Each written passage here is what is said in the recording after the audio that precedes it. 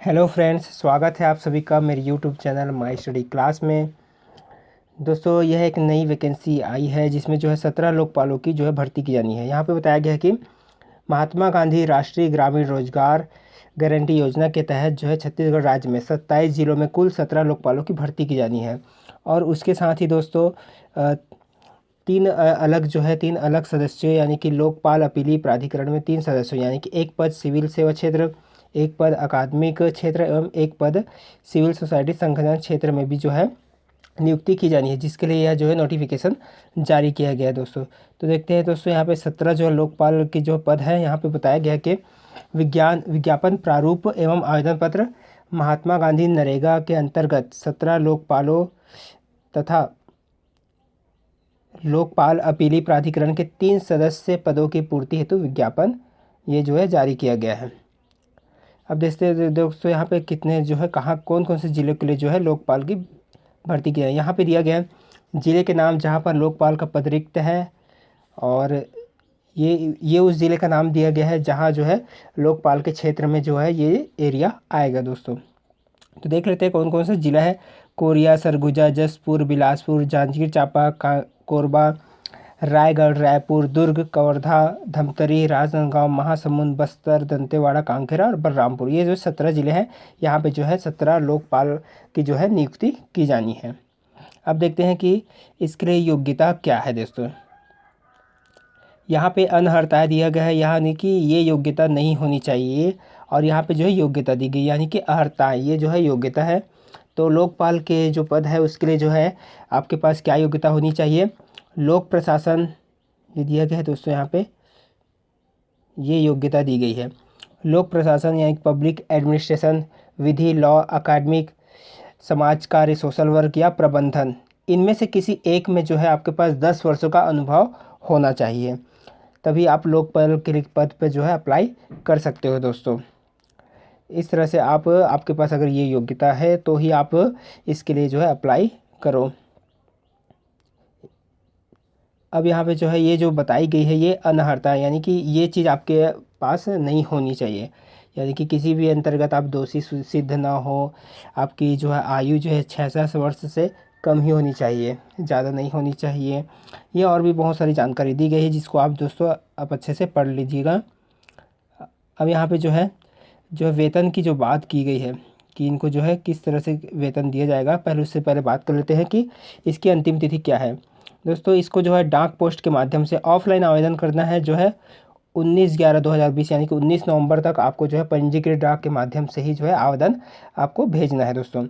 अब यहाँ पे जो है इस तरह से अब इस पते पर भेजना है, ये जो पता दिया गया है यहाँ पे इस पते पर आपको भेजना होगा।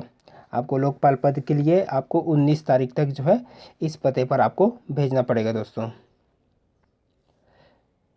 यह है आवेदन पत्र का प्रारूप, ये दिया गया है लोकपाल पद के लिए आवेदन पत्र। इस तरह से आवेदन पत्र को आपको भरना है, आपको डिटेल अपना सारी चीज़ें, उसके बाद आपको इसको भेज देना है पंजीकृत डाक के माध्यम से। अब यहाँ पे 3 जो पद बताया गया था लोकपाल अपीली प्राधिकरण में, सिविल सेवा, एकेडमिक और सिविल सोसाइटी, ये 3 पद जो है इनकी और भर्ती की जानी है, जिसके लिए भी यहाँ पे नोटिफिकेशन जारी किया गया है। यहाँ कुल रिक्त पदों की संख्या 3 है दोस्तों।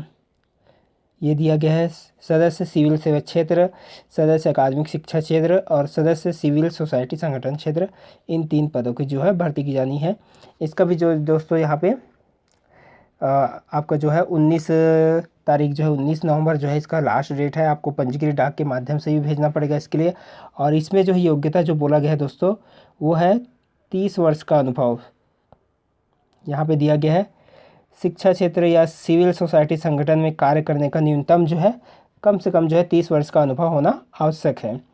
अगर 30 वर्ष से जिनका कम होगा उनके आवेदन पर जो है विचार नहीं किया जाएगा। कम से कम जो है 30 वर्ष का अनुभव होना चाहिए, तभी आप जो है इसके लिए अप्लाई कर सकते हो, वरना आप अप्लाई नहीं कर सकते हो दोस्तों। यहाँ दिया गया है ये योग्यता है पूरी, एक बार और देख लो अच्छे से।